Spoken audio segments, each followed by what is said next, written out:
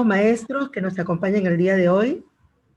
Estoy viendo a varios que realmente con mucho entusiasmo se han inscrito en nuestro gran taller. Voy a presentar a nuestra queridísima Jackie Vilela.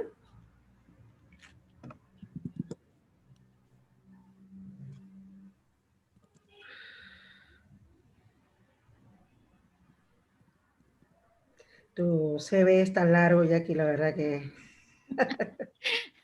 Bueno, es profesora de lenguaje y ciencias sociales, ¿no? En CEBAS, de 1990 a 1993. Igualmente, coordinadora y profesora de ciencias sociales, también en centros de EBR. Igualmente trabajó en la editorial Corefo del 2009 a 2011. También en Pronascaf, que algunos los conocen igualmente, ¿no? Del 2006 al 2008. La Universidad Científica del Sur, 2008 al 2009. La Pontificia Universidad Católica del Perú, 2008 a 2011. Igualmente el 2010. En la Universidad César Vallejo, el 2012 al 2014. La Universidad Antonio Ruiz de Montoya, el 2014 al 2015. El Ministerio de Educación APROLAB 2, 2011 a 2010, 2010 a 2011. En la DREL, 2011 y 2012, un poquito más, creo ahí, ¿ah? Te fuiste, pues, al Ministerio de Educación, 2012, y también la Dirección General de Desarrollo de las Instituciones Educativas, 2013. Igualmente en el Ministerio de Educación, Educación Secundaria, 2013-2014, y en el Ministerio de Educación,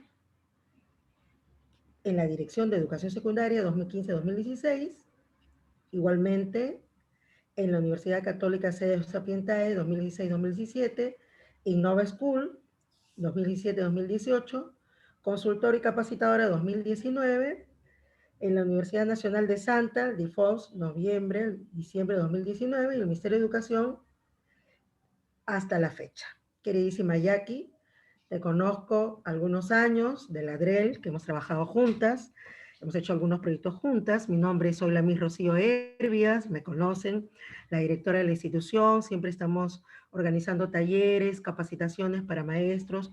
Lo hacemos con mucho cariño porque nuestros profesionales son gente preparada, gente que está al servicio de la educación. Por eso aquí, en esta capacitación, tenemos como aliados a la Asociación de Graduados de la Universidad Nacional Mayor de San Marcos y a Samana Internacional, que nos acompaña igualmente, y a ILC, de la cual soy directora de la Escuela de Idiomas, de esta Escuela de Idiomas, y específicamente en el área de español y cultura. ¿Sí? No sé si lo estamos grabando ya aquí. ¿Lo estás Sí, grabando tú? sí, sí, todo bien. Ah, perfecto. Ya, perfecto. Entonces, no sé si podemos ya empezar. Oh, Nuestra claro. queridísima ya está preparado con mucho cariño, ya tenía otra cosa que hacer, pero como ya habíamos coordinado con mis queridos maestros, bienvenidos maestros, y los dejo aquí con nuestra queridísima Jacqueline Vilela. Bienvenida, Jackie. Rocío, para empezar, un favor, te voy a dar el coanfitrión y me das la oportunidad de compartir pantalla. Porque si ingresa Ya. alguien más, digo, para que lo vayas transmitiendo. ¿Está bien? Sí, pues ese es el tema. A ver, déjame ves, ya me están llamando, a ver un ratito. Ah, en todo caso, ya yo me quedo nada Sí, más, ya no te sí, preocupes. mejor tú, Miss Gladys. Yo lo Ya empezó manejo la en todo capacitación. Sí, caso. sí, sí, por favor, ya empezó la Entonces, te capacitación. pones en silencio para yo empezar. Sí. Ok, bueno, queridos maestros, buenas noches con todos y todas. En realidad, es un gusto trabajar en esta oportunidad con Samana y gracias a la invitación de Rocío, quien aparte de ser amiga, es una colega que la conozco también de hace mucho tiempo. Y bueno, espero que la reunión que tengamos el día de hoy, en el cual vamos a intercambiar un poco de experiencias también, sea del agrado de cada uno de ustedes y provechosa, ¿no? Bueno, el tema que nos convoca es cómo evaluar las evidencias de aprendizaje. Entonces, en ese sentido, tengo yo una pregunta para poder empezar, ¿no?, nuestra reunión, eh, que vendría a ser la siguiente, ¿no? Que en el chat a lo mejor puedan escribir, ¿no? ¿Cómo estamos nosotros evaluando o cómo estamos valorando las evidencias de aprendizaje? Entiendo entonces de que aquí somos todos docentes, ¿no?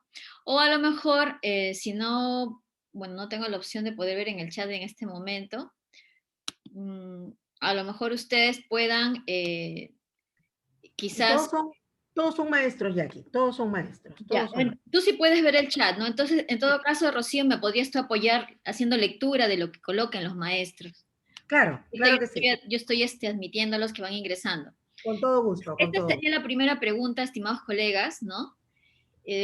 ¿Cómo estamos evaluando las evidencias de aprendizaje? Así en breve, o bueno, si quieren redactar un pequeño párrafo, bueno, también, pero me gustaría que lo anoten en el chat para que Rocío nos pueda leer, ¿no? Las respuestas que ustedes van dando, ¿no?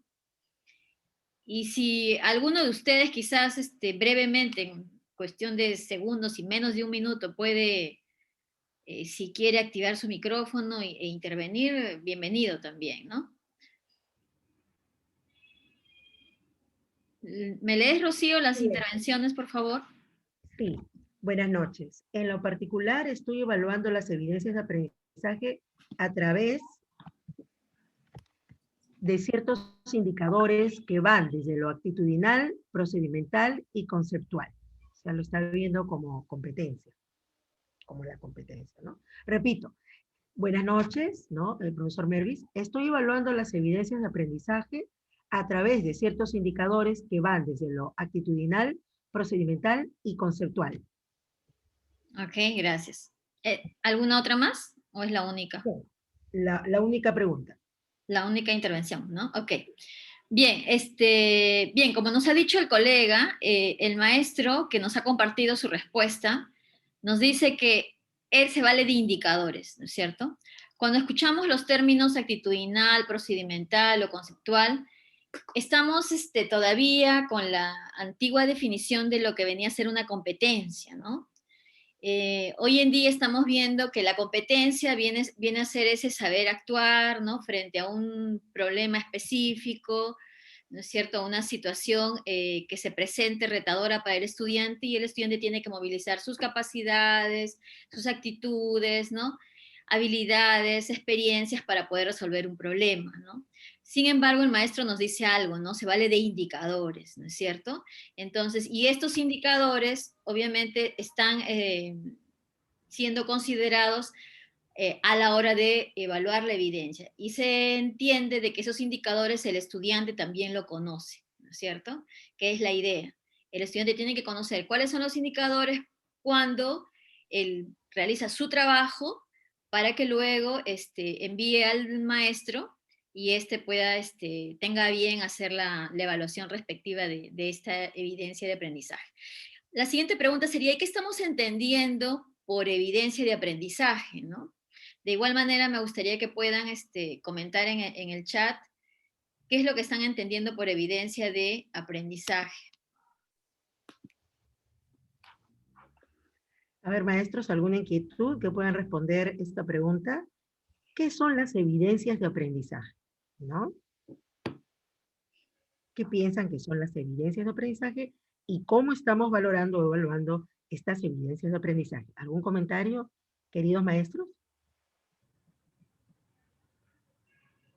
Están cansados, creo, un poquito los maestros. O a lo mejor están tímidos Sí, todavía. también, también. Ok, vamos a ver entonces. Hay una pregunta aquí, acá hay una inquietud ya aquí. A ver, a ver. A ver, nuevamente, en lo particular, ya, estoy evaluando las evidencias de aprendizaje a través de ciertos indicadores que van de la actividad profesional, ya. En lo personal, las evidencias de aprendizaje son las producciones que presentan los estudiantes como indicativo que están construyendo, consolidando el aprendizaje.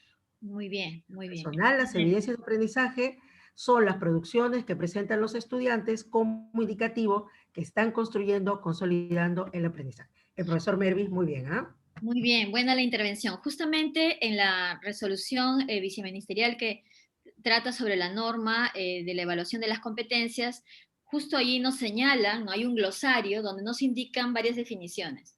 Y ahí tenemos la definición de evidencias de aprendizaje, ¿no? Son las producciones o actuaciones realizadas por los estudiantes en situaciones definidas y como parte integral de su proceso de aprendizaje mediante las cuales se puede interpretar, identificar lo que han aprendido y el nivel de logro de la competencia que han alcanzado con relación a los propósitos de aprendizaje establecidos y cómo lo han aprendido. Entonces, sinónimo de evidencia son producciones y actuaciones que han hecho los estudiantes, pero no cualquiera, sino que esa evidencia recoge, ¿no?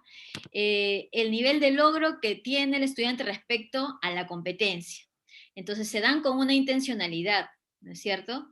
Y debemos ver entonces que debe haber una relación entre esta evidencia y entre el propósito de la sesión, que debe haber una relación entre la evidencia y el reto que se ha planteado. O sea, tiene que haber una relación entre el propósito, el reto y la evidencia que el estudiante nos manda. Entonces, para poder evaluar una evidencia, es importante que nosotros como docentes aprendamos a reconocer cuál es el proceso, ¿no?, a seguir para evaluar las evidencias de aprendizaje, ¿no? No nos, o sea, es decir, los pasos, las pautas, el ministerio no nos lo indica cómo hacerlo. O sea, mejor dicho, ¿por qué? Porque estamos ahorita en un contexto eh, remoto, o sea, los estudiantes están recibiendo las clases de manera remota a través del Aprendo en Casa, por ejemplo, ¿no? Ya sea a través de la radio, la televisión o la web, ya están las sesiones listas, o algunas tienen que escucharlas por la radio, o otras verlas por la televisión, pero están grabadas, ustedes pueden encontrar en internet, ¿no? Los ejemplos, ¿no? Si es que a lo mejor ustedes utilizan básicamente más un formato. Entonces, existen ya esto, pero no nos indican cuáles son los pasos, y uno con la experiencia de docente, sobre la marcha va aprendiendo cómo hacerlo. Entonces, lo que yo voy a compartirles a ustedes el día de hoy es la forma como yo analizo una evidencia de aprendizaje, cómo la evalúo, ¿no? Cada uno de ustedes probablemente también tiene su estilo, ¿no? Y a lo mejor dirán, este estilo por el cual yo hago, quizás no es el camino que yo les voy a indicar paso a paso, pero llego al mismo resultado, ¿no? Entonces, me gustaría que eso vayan ustedes como autorreflexionando y viendo, ¿no? Yo les voy a compartir entonces, desde mi experiencia, cuál sería el proceso para seguir, a seguir para evaluar evidencias de aprendizaje. En mi caso soy del área de ciencias sociales y de desarrollo personal, ciudadanía y cívica. Entonces, el día de hoy voy a tomar como ejemplo el área de desarrollo personal, ciudadanía y cívica de segundo grado de secundaria, ¿no?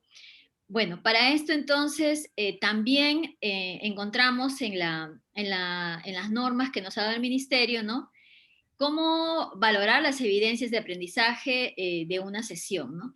Y también lo encontramos, o sea, es importante que revisemos también los documentos de planificación curricular, tanto para primaria, para secundaria, para inicial, dependiendo del nivel, que ya se han dado, o sea, se han dado en el 2000, se han dado en el 2019, ¿no? En este 2020 también.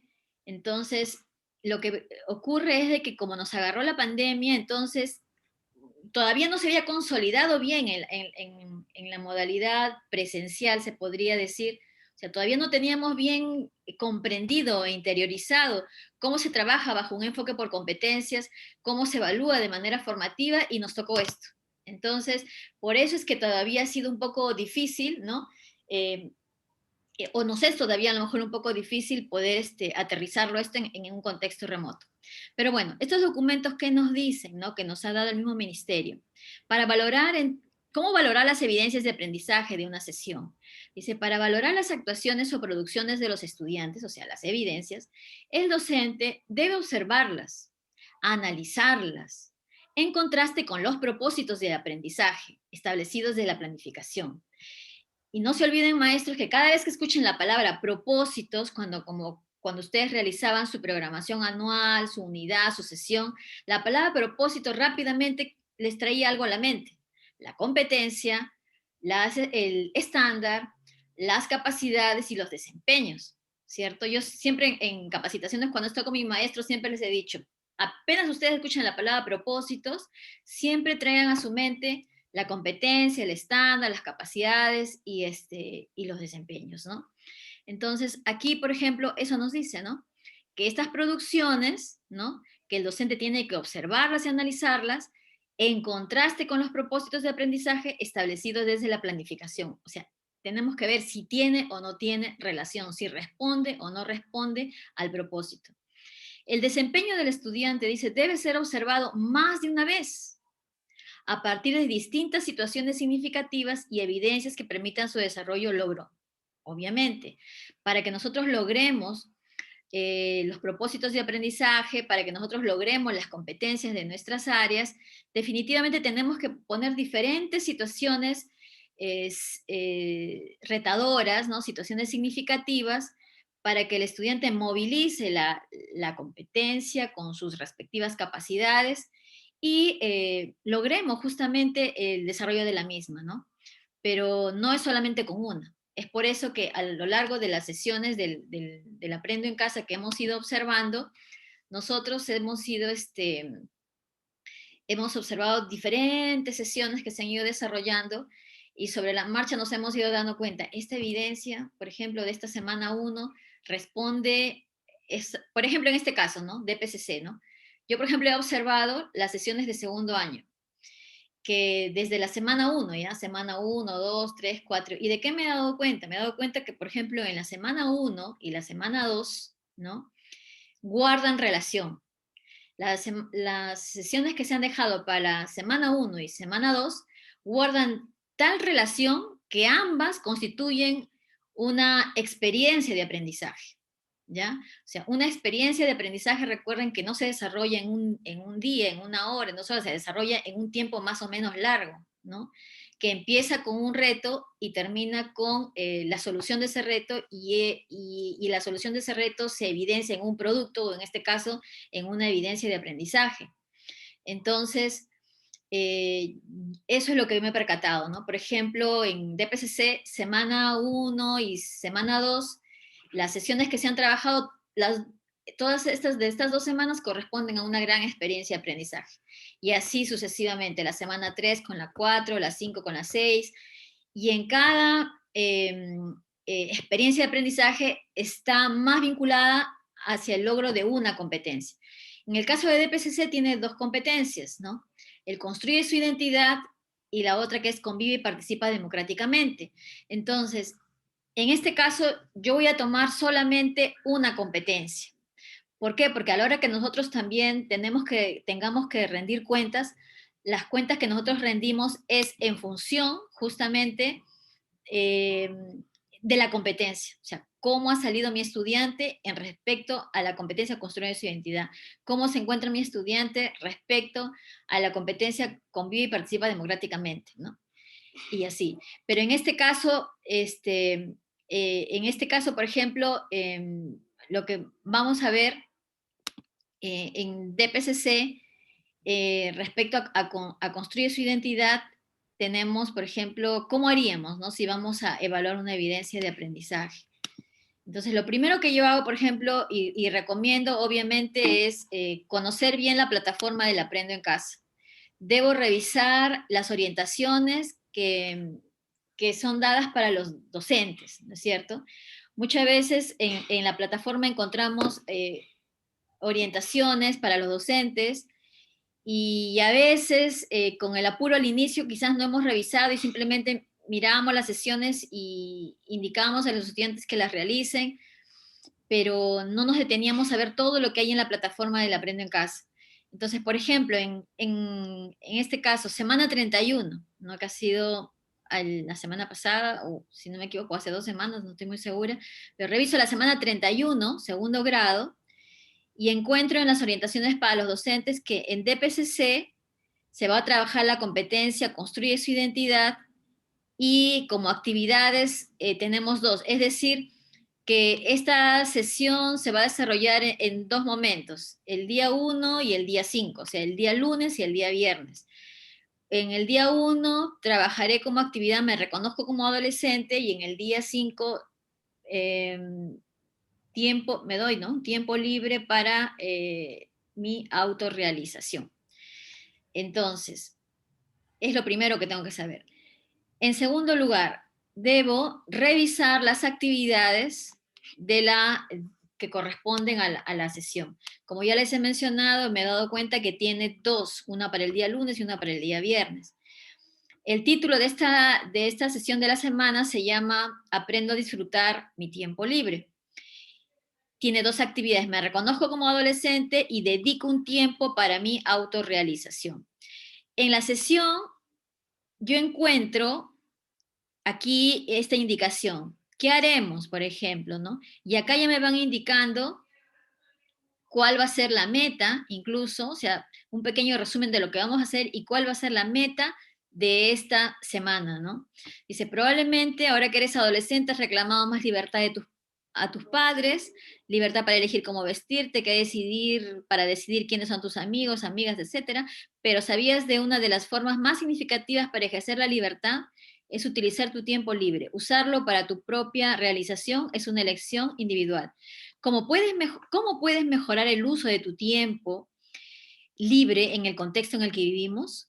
Como adolescente comprometido con su mejora personal, vas a proponer un plan para utilizar tu tiempo libre de manera óptima. Fíjense, colegas, aquí ya me están indicando cuál va a ser la meta. Ya me está indicando que lo que voy a tener que hacer es proponer, ¿no? Un plan, ¿no? Para utilizar mi tiempo libre de manera óptima, ¿no? O sea, si yo fuera el estudiante y en este caso yo como docente, entonces yo tengo que saber ya que toda esta semana tengo que apuntar hacia eso, ¿no es cierto? Y luego ya le indican, ¿no? En la primera actividad identificarás tus características, gustos, intereses, habilidades para reconocerte como adolescente. En la segunda actividad explicarás la importancia de usar el tiempo libre que te lleven a mejorar como persona. Aquí ya me está indicando cuáles van a ser las dos actividades que mi alumno va a hacer. ¿Se dan cuenta? Y luego dice, bueno, tienes 40 minutos para realizar cada actividad. Una que va a ser el día lunes y otra que va a ser el día viernes. Entonces yo como maestro, yo ya sé, ok, esta es la meta y a esto tengo que apuntar, ¿no? Entonces mis estudiantes tienen que saber que a esto tienen que llegar. Por lo tanto, todo lo que venga en adelante van a ser secuencias, actividades pequeñas que los chicos van a tener que realizar apuntando a este gran objetivo. Entonces, esto es lo que no tengo que perder de vista. En otras áreas, en primaria yo he visto que, por ejemplo, viene un poquito, en primaria he visto que, y en otras áreas que viene ya incluso más especificado, ¿no? Se menciona el propósito. En este caso, por ejemplo, de esta área, como en otras, a veces no se menciona con esta palabra propósito, no se menciona con la palabra reto o meta, ¿no? En cambio, por ejemplo, en las sesiones que son de televisión, allí sí viene bien pauteado qué cosa es cada uno de ellos, ¿no? O sea, hasta se hace un pequeño resumen de lo que se va a ver en la televisión, se presenta el propósito, se presenta la meta, se presenta la competencia, las capacidades en las que se va a hacer énfasis, ¿no? Entonces, cada sesión que se ha mostrado en el Aprendo en Casa tiene su particularidad y forma de presentar. Entonces, es importante que el maestro primero, como especialista del área, conozca bien y revise primero para que oriente a sus estudiantes. Entonces, yo como maestro ya sé que esta es la meta, ¿ok? Y sé que se va a dar en 2 momentos de la semana, de 40 minutos cada uno, es la idea, ¿no? Bien, entonces, esto es lo que se le presenta en el Aprendo en Casa. Actividad 1, dice, me reconozco como adolescente. Entonces, yo como maestro, lo primero que tengo que identificar, obviamente, el título de la actividad del día 1, y tengo que mirar cuáles son el tipo de preguntas, el tipo de actividades o para identificar qué estrategias se están utilizando a través de esta secuencia que se le presenta al estudiante, ¿no? O sea, revisamos la secuencia didáctica de la sesión, por eso es que anoto acá como paso 3. Entonces, reviso la secuencia didáctica y digo, ok, acá está el título. Aquí le estoy pidiendo a mi estudiante que lea y anote las ideas principales. Miren, acá le dicen, lee o escuche el recurso. Recurso. Quiere decir que en la plataforma, el Aprendo en Casa, voy a encontrar un recurso, ¿no? Que en este caso el estudiante tiene que saber que tiene que revisar, ¿no? Y el recurso se llama Cuando llegamos a la adolescencia. ¿Ya? Así se llama el recurso. Es una lectura. Pero ¿qué le pedimos? Que lea y que luego identifique y anote las ideas principales. Ojo, esto que lea y que identifique las ideas principales, esta no es todavía la evidencia de aprendizaje. Acuérdense bien que lo que estamos, la evidencia de aprendizaje que nosotros vamos a revisar en el estudiante está siempre vinculado con la meta, ¿no es cierto? Lo otro, claro, son pasos previos que tiene que hacer el estudiante, obviamente, ¿no? Pero recuerden que a dónde tenemos que llegar. Entonces, ¿qué queremos? Que para que el estudiante al final logre hacer su plan de cómo usar su tiempo libre, todo, necesitamos que el estudiante empiece por reconocerse, ¿no es cierto? Entonces, que se reconozca quién soy, cuáles son mis habilidades, mis gustos, cómo vivo mi independencia, mi intimidad, qué valores me hacen una persona con integridad, qué actividades me interesan ahora como parte de mi intelecto, ¿se dan cuenta? Entonces, ¿qué coloco yo aquí como docente? Digo, acá. Entonces, mi estudiante primero va a leer el texto, notará sus ideas principales, entonces yo tengo que estar atento a que el estudiante haga eso. Luego tiene que responder de manera gráfica a una interrogante, a interrogantes de autorreconocimiento. Entonces, yo como soy docente del área digo, estas preguntas, quién soy, cuáles son mis habilidades, etcétera, etcétera, son preguntas que llevan al estudiante a que se autorreconozca. Pero más abajito dice, también puedes responder alguna actividad mediante el uso de imágenes o grabando un audio o video. O sea, puedes, no es que sea obligatorio. Pero entonces, ¿qué es lo que estoy pidiendo aquí en mi estudiante? Que sea creativo también. O sea, estoy desarrollando también el pensamiento creativo al decirle que puede usar otra manera de representar esas respuestas, ¿no? A esas preguntas que le he dejado. Muy bien, entonces, ahora, ¿qué les estoy mostrando a ustedes, colegas? Les estoy mostrando el recurso. O sea, ese recurso que el estudiante va a encontrar en la plataforma. Entonces, yo como docente también tengo que leer el recurso, obviamente. Y en el recurso dice, bueno, la pregunta que se le pedía, que se le decía que haga el estudiante era que lea el texto y que anote las ideas principales.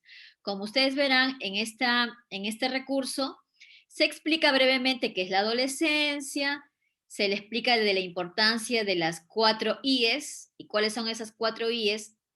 Se le explica qué es la independencia, qué es la intimidad, qué es la integridad, qué es el intelecto, ¿no? Entonces aquí el estudiante tendrá que leer esos pequeños textos de en qué consiste la independencia, en qué consiste la intimidad, en qué consiste la integridad, ¿no? En qué consiste el intelecto. ¿Por qué? Porque justamente esta lectura le va a ayudar a que él responda a la pregunta. ¿Recuerdan cuál era la pregunta? La pregunta era de que él diga quién es, qué habilidades tiene, ¿no? Que diga cómo vive su independencia, su intimidad también, cuáles son sus valores que le hacen una persona íntegra, qué actividades él desarrolla para desarrollar su intelecto, ¿no? Entonces, este tipo de lectura, de hecho, la tiene que hacer el estudiante. ¿Que tiene que subrayar las ideas principales? Bueno, sí, eso es para el estudiante, obviamente. No necesariamente me tiene que presentar cuáles son esas ideas que él ha subrayado, pero se entiende y el estudiante tiene que entender que todos esos pasos que va a hacer le va a servir para llegar a elaborar ese producto o actuación o esa evidencia de aprendizaje que me tiene que presentar a mí como docente. Bien, algo que también tiene en esta semana es la actividad que tiene que realizar en el día 5, ¿no? El día viernes. Entonces, esta actividad se llama Dedico un tiempo para mi autorrealización. Nuevamente, hago lo mismo, ¿no? Reviso el título de la actividad del día 2, veo qué es lo que se le pide al estudiante y aquí, por ejemplo, al estudiante le dicen, ponte en acción. Lee el recurso, o sea, hay otra lectura llamada tiempo libre, ¿no? Y luego responde, ¿consideras que el tiempo libre es importante? ¿Por qué? ¿Por qué se menciona que el tiempo libre es un espacio para la realización? Ah, ya. Entonces, en este caso, yo como docente digo, estas preguntas que se les está dejando al estudiante, donde se le pide que lea el texto y responda, son preguntas que le va a ayudar al estudiante justamente a interiorizar qué es tiempo libre y que se dé cuenta si él tiene tiempo libre, si cómo lo usa, ¿no? Si es importante o no es importante, ¿Y qué relación tiene tiempo libre y realización? ¿Hay alguna relación entre tiempo libre y realización? ¿Me sirve para la autorrealización? Bueno, luego hay preguntas que se le plantea al estudiante como ¿cuánto tiempo libre tienes? ¿Cómo usas tu tiempo libre? Y lo que buscamos aquí es que el estudiante reflexione. Entonces, yo como docente digo, perfecto, entonces al estudiante le estamos pidiendo que lea el texto y responda, que reflexione, que responda, ¿no? Y ahí me voy dando cuenta justo lo que responde, recuerdan a la meta que les decía, dice, según tus habilidades, intereses y gustos, ¿qué actividades podrías realizar en tu tiempo libre para mejorar como persona en estos tiempos de pandemia? ¿Se dan cuenta, colegas? Aquí, justo en esta parte final donde dice, ¿qué actividades podrías realizar en tu tiempo libre para mejorar como persona en estos tiempos de pandemia? Aquí está justo la actividad que está vinculada directamente con la meta. ¿Recuerdan? Está vinculada con la meta y justamente todo lo que él ha hecho anterior se supone que nos tiene que servir para que cuando él me dé la respuesta aquí, qué actividades podría realizar en su tiempo libre para mejorar como persona en esos tiempos de pandemia, debería ser una respuesta bien elaborada, con argumentos, bien sustentada, ¿no es cierto? Porque se supone que ahí me tiene que demostrar que todo lo anterior él lo maneja. O sea, me tiene que demostrar ahí que, bueno, pues que el estudiante se conoce bien, que sabe cuáles son sus habilidades, sabe cuáles son los aspectos que tiene que mejorar todavía como persona, ¿no? Y en función a todo eso, ¿no?